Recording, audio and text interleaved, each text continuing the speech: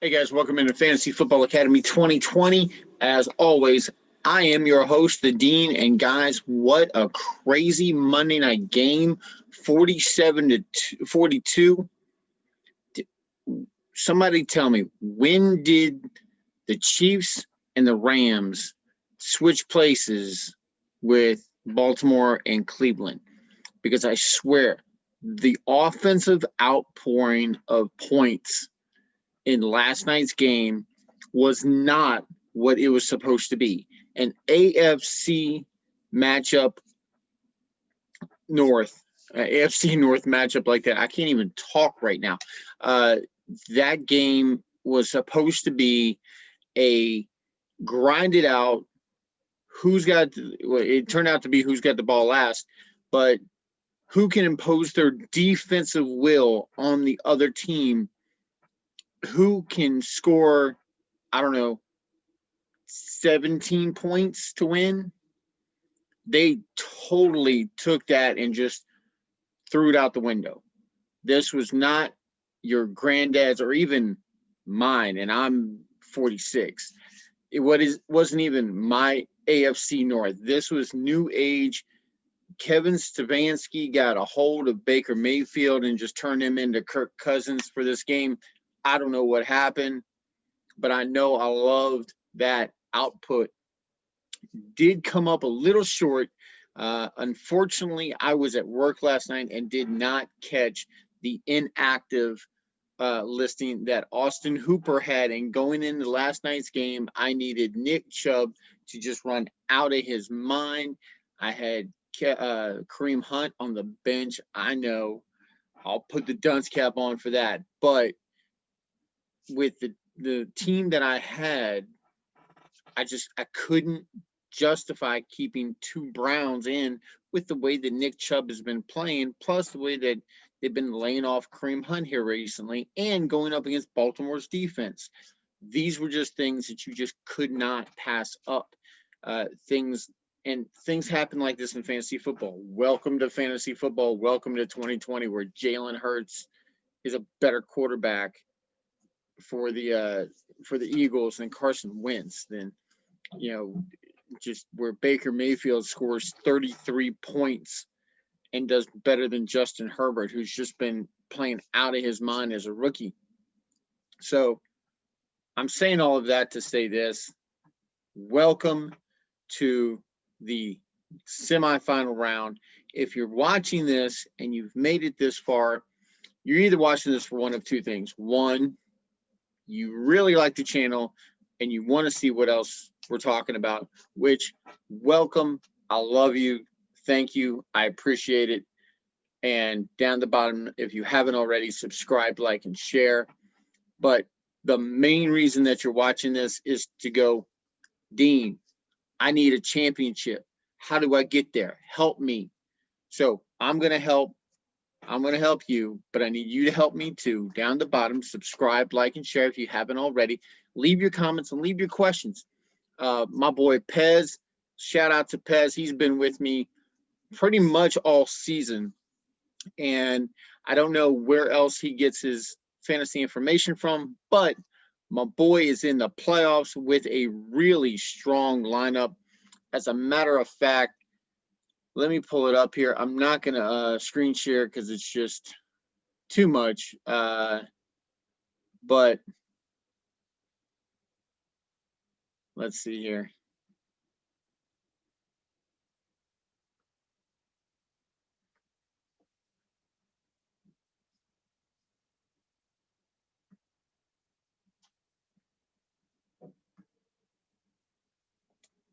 Sorry, guys. I got to switch over to my channel. I forgot about that. Let's see. I think this was the.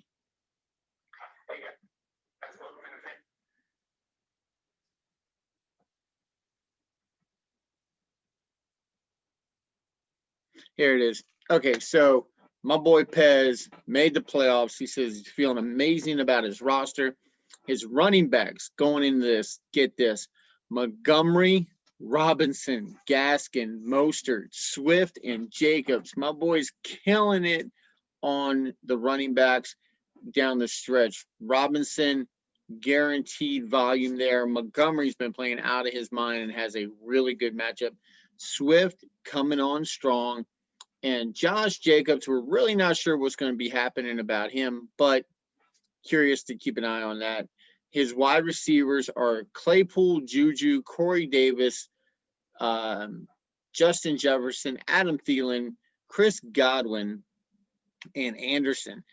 I'm guessing that's Anderson with the Titans. He asks, is Juju worth keeping considering there's some great waiver wire pickups? Can I count on Russ come playoff time? Look, Russell Wilson, if this is your lineup and you're going in with Russell Wilson into the fantasy playoffs, look, my boy Pez, keep on trucking. Whatever you're doing is golden right now. Yes, you can still depend on Russ. He had a little hiccup. It's okay. You stayed with him this far. And guys, this is the thing. At this point in time in the league, Denny Green said, they were who we thought they were. And we let them off the hook. Well, your team is who it is. So that being said, hold on one second, guys. I gotta.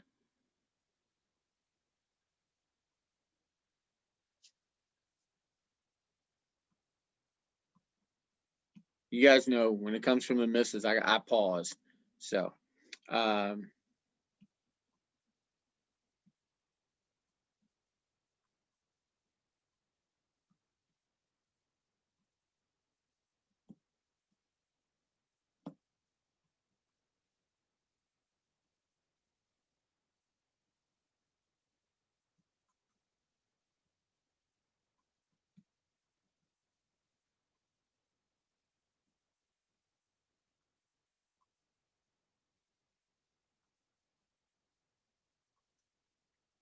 sorry, guys. Parenting, parenting calls. Sorry. But anyway, this reminds me of watching the Fantasy Pros, which is another awesome podcast. If you guys don't catch it, please subscribe to it, along with this one here and the Ballers, because those are the two that I get most of my information from, aside from ESPN and other sources. But watching them, they had their kids come in during the Thanksgiving episodes and say hi and do cameos and stuff. So it was cute. But anyway, so like I was saying, my boy Pez, this is the team that you've got. Anybody who has anybody worth having, they're on the roster. They're not dropping them. There's not a whole lot of waiver wire activity right now at this point because the guys who are here have the best players. They have the best lineup. You've made it to week 15. Congratulations. You should be commended. But we're trying to get you to week 16. I hope you're not playing week 17. If you are, I'll still be here for you answering your questions. And remember, you guys can find me on Twitter too, at FantasyDean20. Check me out. Ask me some questions. I try to put out some entertaining content on Twitter as well. Take little jabs here and there. So it's fun. I like it. I love to interact with my subscribers and my listeners. So, guys, appreciate the love this season. But we're going to try to get you to championship. Now, you guys might have seen my start set from yesterday. So my start set from yesterday negated to mention who I wanted at tight end. Now, I did this for reasons because I was looking Mike Gesicki, kind of got a little dinged up there. And also Matt Stafford got a little dinged up. You might be thinking, well, wait a minute. Stafford's a quarterback. Yes. But quarterback play is going to vastly change how you look at a guy like TJ Hawkinson. So Hawkinson in, Stafford possibly out. This is the week that you really, really, really need to follow the injury report because one wrong move can cost you a championship. I was fortunate enough last night with the Austin Hooper fiasco that I didn't get affected by that. Yes, I lost my match, but I was down, I don't know, 40 points. So I needed, like, I could have gone that way if I had started Kareem Hunt. I would have had no problem winning. But my playoff spot was already locked in. When we play in my listener league, we only have 4 teams to make it out of 12. So I'm ranked second. My position was locked in. I was good. It was just entertaining to watch it. So the only spot that was up for grabs was the number 4 spot. We have week 15 and 16 is our playoff and championship. So that being said, wish me luck on the listener league, and we're going to go ahead and we're going to look at league of record and one of the things that you need to pay attention to, especially this week with the weather turning bad in a couple of places. You're going to want to make sure that you are up to date on the weather going into this matchup. Now, the Thursday night game, and I double checked because yesterday I had forgotten about the Thursday night game. Don't ask me how, because my boy Justin Herbert's playing. So Herbs is playing the Raiders. Here's the thing about this matchup. This matchup could potentially turn into a repeat of Monday Night Football. So we could go from Monday night outpouring of offense to a Thursday night outpouring of offense. You've got 2 really bad defenses and 2 potentially extremely potent offenses. So you got Justin Herbert, Keenan Allen, Mike Williams. We've got, Hunter Henry. Austin Eckler is back in effect. So all those weapons going up against a really bad Vegas Raiders defense. This is just what is made for fantasy playoffs. Then you have on the flip side, Derek Carr, who, yes, he had that one bad game, but if you guys, you got to dig, this is where you dig a little deeper. The game that he had a bad game on, his wife was giving birth to their daughter. So he was kind of distracted, to say the least. So she was getting ready to give birth to a daughter. So his mind really wasn't there. That's when he had the really bad 0.6 performance, had like 3 turnovers, 2 fumbles. It was nuts. It was crazy. There's just not a Derek Carr-esque type performance. Then he comes back and throws like 4 touchdowns or some mess like it. It was crazy. It was nuts. So guys like that have those, you got to take in consideration what it is. It's not that Derek Carr forgot to play football that week. He just had other stuff on his mind, and we all get like that. So who do I want to tight end? This is a little follow-up. Anthony Fursker from the Tennessee Titans going up against Detroit.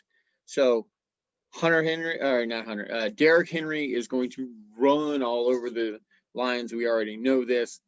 Ryan Tannehill should totally be in your lineup. If he is your quarterback, roll with him. Ryan Tannehill down the stretch can go bananas. So the only thing I told you yesterday's episode that Corey Davis is back on my radar because of the Detroit matchup. Yes, A.J. Brown took a lot of his glory, but this is Detroit. Okay, I don't see where he's going to have that bad of a week. He's had a couple of bad games. Everybody's allowed a bad game. So if you went out and picked up Corey Davis for a championship run, go ahead and plug him in. If you've got Terry McLaurin, look, I know there's concerns at quarterback. Who's going to be there? Who's not going to be there? What's going to happen? I think that down the stretch, especially against the Seattle team that struggles in the secondary. Look, Jamal Adams is back there, but Jamal Adams is more blitzing. He's not much of a coverage guy. They're using him a lot in blitzes. So I don't see him shadowing anyone in particular. So I think that Ron Rivera can go ahead and coach these guys up, and everything will be okay. Besides, Terry McLaurin, if you got him, you're starting him. There's very few better options out there. And if you're like myself, I got Tyler Lockett and McLaurin. I'm probably not starting Lockett, just for the simple fact that it's Washington. So my boy Pez, good luck, because I can't root against my boys. Come on now. So who else do I think at tight end? I know I'm pulling this. I know this is kind of a former homer pick, and it's a really good matchup. Jordan Reed against Dallas. Look, there's not a lot of tight ends out there. If you're struggling, if you have a guy like maybe you were in my spot from last night and you had Austin Hooper and you need to pivot and you need a last second pivot, there's not a lot of people who are rostering Jordan Reed right now. Normally, your tight end that you have right now, and you should only have one, if he's dinged up, if he's hurt, then I don't know what to tell you, because right now there's probably only 4 teams left. So you're looking, if you've got a tight end, you probably got Kelsey that helped you to the semifinals. You've got Waller that helped you to the semifinals. You've got TJ Hawkinson that probably helped you to the semifinals, and Robert Tonyan. So those 4 right there, if you have them, you're starting them. There's no other question. You can totally ignore the Anthony Fersker and the Jordan Reed comment. But if you don't have one of those guys, if you've got somebody that you've got a question about, maybe you were riding Jonnu Smith and the wheels fell off. Well, you can plug right back in as replacement in Anthony Fersker. Not a lot of guys are picking him up. And in Jordan Reed, he's out there probably still on your waiver wire.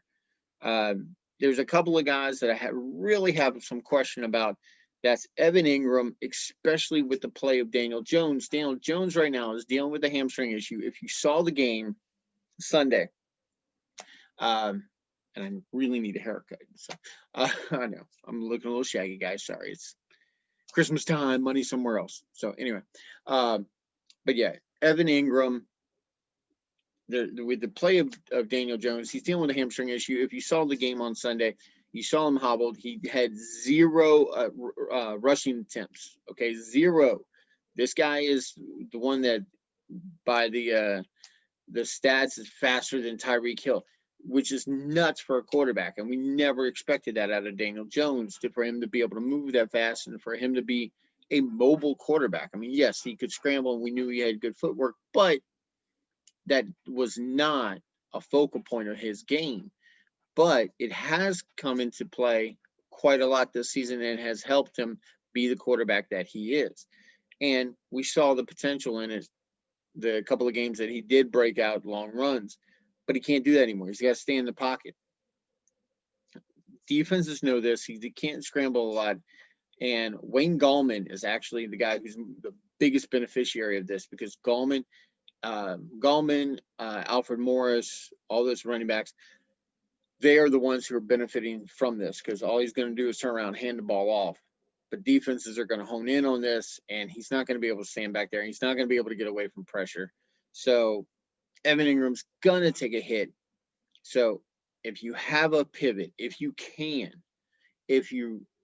feel comfortable enough, then go ahead and pivot away from Evan Ingram, okay?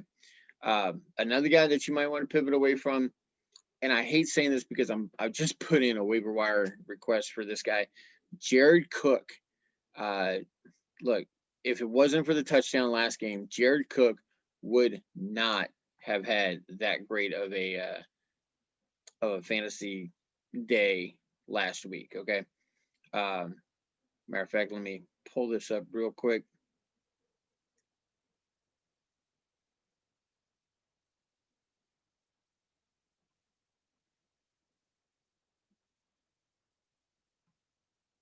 Yeah, Jared Cook, 6.3 points. I think he had a last-second touchdown. But outside of that, he would not have done well. And the way that they were able to shut down Taysom Hill is scary in and of itself. Now, he's got a matchup against KC. Let's see. Sorry, he had 12 points. He did have a last-second touchdown.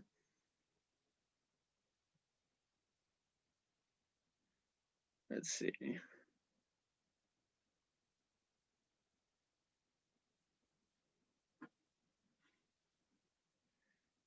37 yards and a touchdown. Okay, with 4 targets and 3 receptions. So he only got targeted 4 times. He hasn't been targeted more than 4 times. You got to go all the way back to week 8. So he had the bus game week 10, week 12, week 11 against the Falcons. He had 1.6 points. So unless they're going to start relying really heavy, and KC is a plus matchup for tight ends. They're actually 25th against the tight end, but Philly was supposed to be 23rd. Yeah, he got 12, but you take that touchdown away, that's a 6-point day.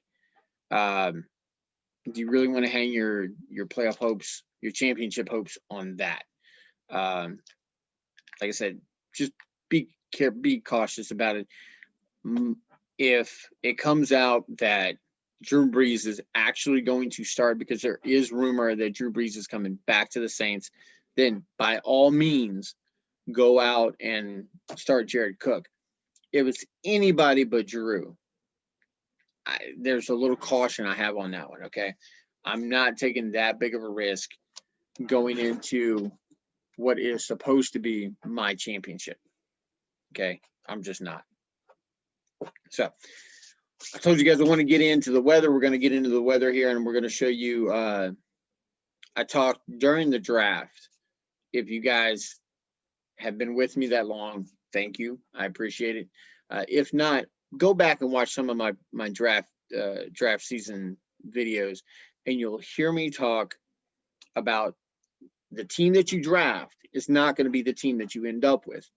And if it is, you probably didn't make the playoffs. So I'm going to show you guys here real quick. Let's dive into it. So we're going to go weather. Let's go weather first. Now, like I said, the game with the Chargers and the Raiders, that's going to be in a dome on Thursday night. So we don't have to worry about that. We're good. Go down here at Lambeau Field. It's going to be cold, but no precipitation that we're seeing right now, okay?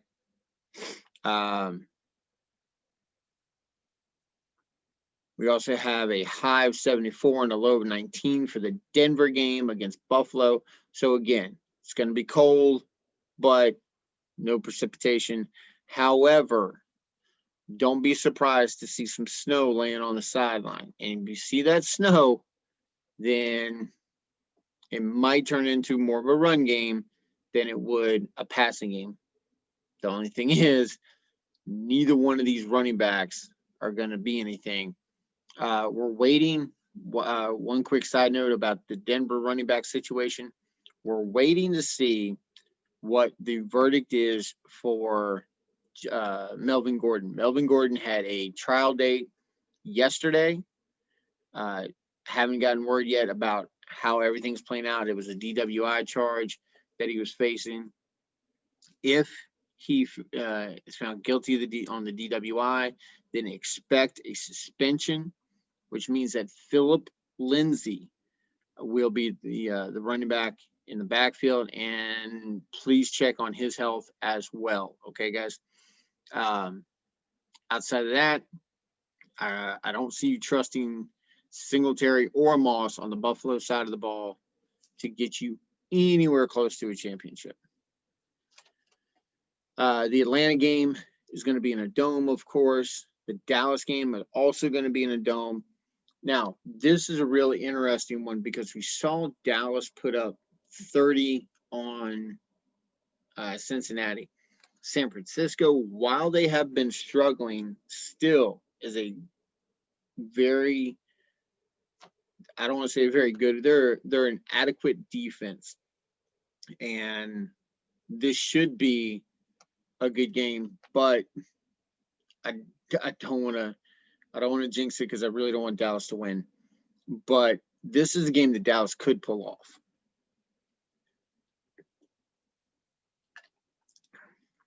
Sorry, guys. Normally you see it, you don't see me drink.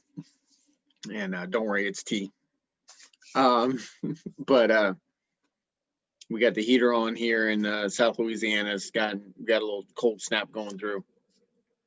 Want to stay, not be on here going, hearing my teeth chatter. But yeah, this is a game that Dallas could win. We saw the Washington defense, which is vastly superior to the Dallas defense, stifle the San Francisco team. This is one that if Mostert is healthy, I could definitely see Mostert breaking loose in this game. Okay, but it should be a fun one to watch. We see the next game, Detroit and Tennessee. We see a partly cloudy, high of 55, low of 38. So again, going to be cold. And we all know that when it gets cold, Derek Yeti, baller, shout out to the Ballers for that nickname, turns into a beast and runs for 200 plus yards, which would be awesome because I have him and I'm trying to get the championship. So, no, I will get to the championship. We're speaking it into existence right here on the show. Okay, guys?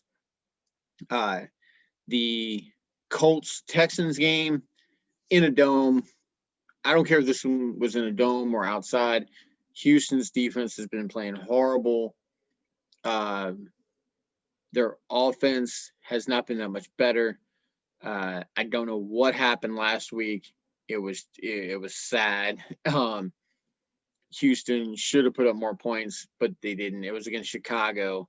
And I know Chicago's a good defense, but come on, guys. So look for this to possibly turn into, once again, the Jonathan Taylor show in Indianapolis.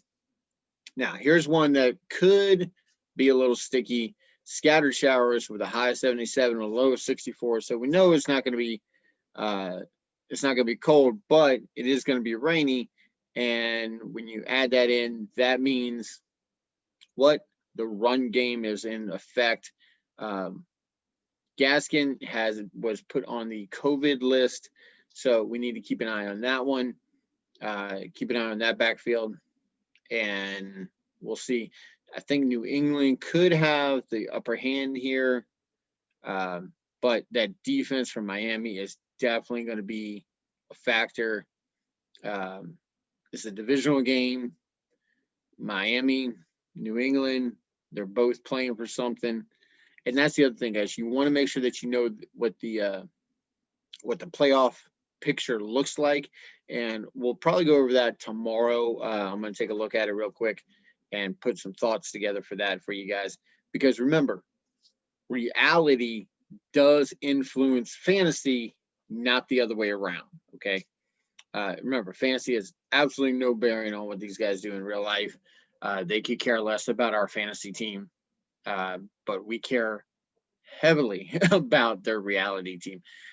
Chicago and Minnesota in a dome. And that is why I said bench all Minnesota wide receivers yet again. Washington and Seattle, mostly cloudy, no precipitation in the forecast. So that's good for my boys at FedEx Field. Now, here's the thing, is that Seattle's going to be traveling cross country. Normally, that does affect West Coast teams when they're playing on the East Coast. Okay, so keep an eye on that. They do also have the early game. Now, all of these times that you guys are seeing over here are based on West Coast time. So this would be a 1 o'clock game for the East Coast. Baltimore, Jacksonville at M&T Bank Stadium. So we've got a Beltway, not a Beltway matchup, but we've got the Beltway around DC definitely active with Washington and Baltimore both playing at home. And then we see the next 3 games all in domes. The Rams, Jets, this is what I'm saying. Fire up all your LA players, all your Rams. Jared Goff should have a field day. Robert Woods, Cooper Kupp, Tyler Higbee, Gerald Everett, and Cam Akers. Look, if Akers is out there, if you haven't already scooped him up, scoop him up. It's probably too late. You should have got him about 2 weeks ago. And then Arizona, Philly in a dome, State Farm Bank in Arizona. And then New Orleans, of course, playing in the dome, Superdome in the Big Easy, going up against KC. Now, I don't know if it's just me, and you guys can answer this down the bottom in the comments section. Does it look like KC is like playing Clark Kent, and then the playoffs are going to hit, and they're going to hop in the phone booth and whirl around a couple of times and come out as Superman? Because it looks like they're just waiting to flip a switch. Last game, they almost lost, but they came out, they won. They're like, we can take care of it. It's no big deal. It's okay. We got this. That's the kind of attitude that I'm seeing from KC. It's like they're just going to flip that switch, and they know they can beat you. And that's so scary. That is like super scary to watch a team like that. And then you've got the Giants in Cleveland. Look, after what Cleveland just did with Baltimore, there is no chance. Zero. Just like rain in a dome. It ain't happening. That the Giants are going to be able to withstand that onslaught of talent.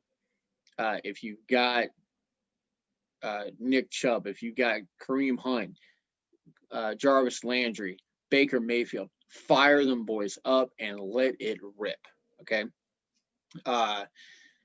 Monday night matchup. We've got Pittsburgh and Cincinnati. Pittsburgh's going to be upset, and I know this is a broken record. They were supposed to be upset last week, and they lost again. But this week, it's Cincinnati. It's basically a, hey, here you go, guys. This is a get-right game for Pittsburgh. We're going to try and see what they're all about. If James Conner can get right, and I don't know what's wrong with James Conner, but him or Benny Snell, this could be their get-right game, okay? Now, I want to scroll up here real quick because I want to remind you guys we have 2 Saturday games, and I don't know if you guys saw that or not because we kind of breezed over it, but the Buffalo-Denver game and then the Green Bay-Carolina game, both of them are going to be on Saturday. So make sure you're setting your lineup properly. Don't wait till the last minute. Go ahead and set it. Remember to take your Thursday night players out of your flex spot, put them in their designated spots in order to have more flexibility later in the week, okay? Because if you've got somebody pop up on the injured list and your flex spot has already played, that means that you're going to have to pivot someone else out of a designated position that you might not want to, and you're going to put yourself having more headache than you're actually trying to avoid. Okay, guys? So this is, I'm going to show you guys real quick, my matchup for this week going into my listener league. Last week, this is what I missed. Let's see if we can, here we go. So here's my matchup. I have not adjusted any lineup yet. Austin Hooper, I'm waiting on my waiver claim to go through. But you guys see what I'm going up against. I'm going up against Mahomes, Metcalf, Godwin, Hines, Ronald Jones, TJ Hawkinson, Tyler Boyd, Bass, the kicker, and Carolina's defense going up against Green Bay. So I'm hoping that his lineup stays exactly like that. I'll make a couple of tweaks, and you guys know I'm going for the ship, going for the championship. And you guys know, hey, we're picking the Dean to win. Okay? Bet on yourself, always. So here we go. I want to show you guys real quick. Now, we already know that I made the playoffs. We know that I'm in the semifinals. Here's what you don't know, or what you may not remember, because you're going to have to go way back to week 1. I know it seems like forever ago, but I told you guys during draft season, that the team that you start with is not the team that you're going to end with. So let's go down here. We're going to do the simple box score, which will show my lineup for this week. So here's my lineup for week 1. And you guys are going to see some familiar names on here that I've kept throughout the year, but I have changed quite a bit. We see Lamar Jackson, Raheem Mostert, Saquon Barkley, which we all know I lost, DJ Shark, Scary Terry McLaurin, Travis Kelce, Juju, Robbie Gould, and the Ravens defense. On my bench, we see Matt Stafford, Latavius Murray, Kareem Hunt, Anthony Miller, Miles Sanders, Jalen Reagor, and Antonio Gibson. So, guys who got hurt, let's see. Stafford's currently hurt. Sanders did go through a bad stretch where he was dinged up. Antonio Gibson's out for the year, and Jalen Reagor was not what we thought he was, and he got hurt a lot. So there's 4 guys right there on my bench that I no longer have.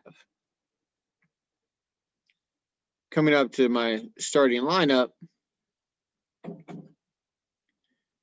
of course, Lamar Jackson I got away from. Raheem Mostert, I actually traded away with a Lamar Jackson, so that was able to get me a couple other players that I currently have, and I'll show you those in a second. DJ Shark I also traded away.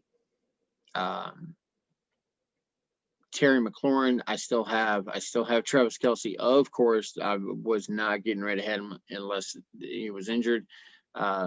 Juju I dumped as well in a trade. So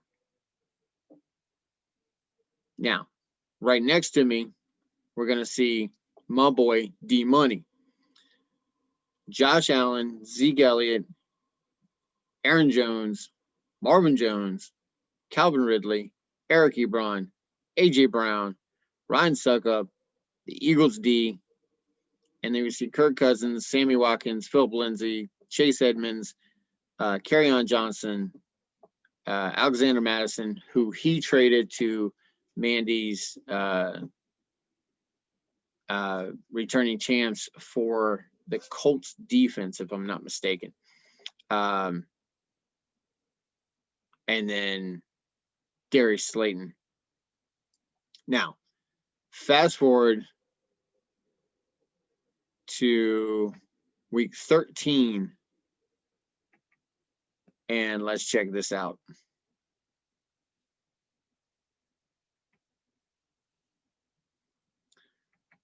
So, Raheem Mostert was back in the lineup, but I went out and picked up James Robinson. I traded for Robert Woods and Michael Thomas. I got rid in that trade is where I dumped Lamar Jackson and Raheem Mostert before he got hurt. I was able to trade for him before he came back off of IR. Travis Kelce, of course, Myles Gaskin, who I also traded for while he was hurt. And then Graham Gano. Down here we see Tyler Lockett, Derrick Henry, who I also traded for, Nyheim Hines, Alan Lazard, Scary Terry McLaurin, the Colts defense, the Chiefs defense, who I've since dropped. So you guys see a lot of turnover on my side and betterment of my players, much stronger wide receiving core, and a much stronger running back room. Now, we see my boy D-Money over here. We still see Josh Allen. We still see Aaron Jones. We still see Calvin Ridley. We still see A.J. Brown. We still see Marvin Jones. We still see Eric Ebron. We still see Chase Edmonds. We still see Ryan Suckup. We still see Ezekiel Elliott. So here's what I'm telling you guys. If you want to be successful in fantasy football, please remember, very simply, be water. What? Huh? What? If you guys follow the ballers, you know what I'm talking about. You know what I'm about to explain. Water's fluent. It flows. If it hits an object, it goes around it. Okay? You've got to be able to go around all of the roadblocks that are going to hit you during the fantasy season, as I have. I've gotten to this far.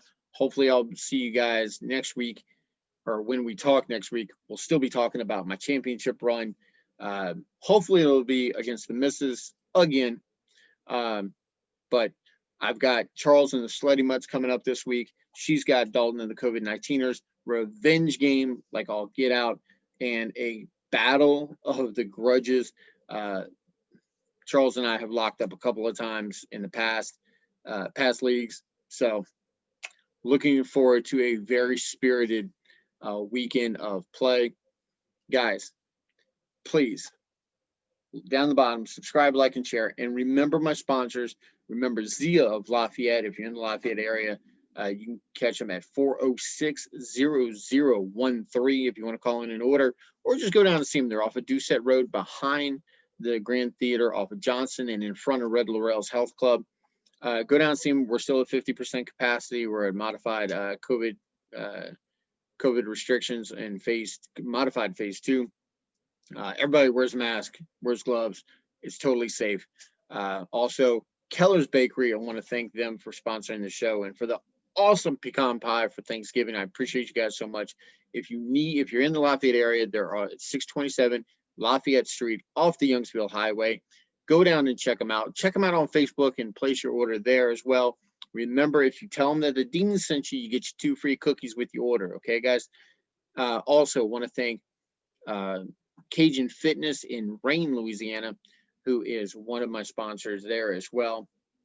So if you're looking for a good health club, go check them out. Okay, guys. You can find them on Facebook. You can find them in Broussard, Youngsville, Eunice, Crowley, and in Baton Rouge. Opelousas and Baton Rouge. Okay, guys. So, guys, leave me your questions down at the bottom. I will respond to them ASAP and help you guys get to the championship, because that's what I'm all about. I'm here to help you guys. I'm here to help you out with your questions and your lineups. You have any, down the bottom, and find me on Twitter at FantasyDean20. Okay, guys. Till next time, I'm the Dean. You guys are awesome, and this is Fantasy Football Academy 2020. We will see you tomorrow.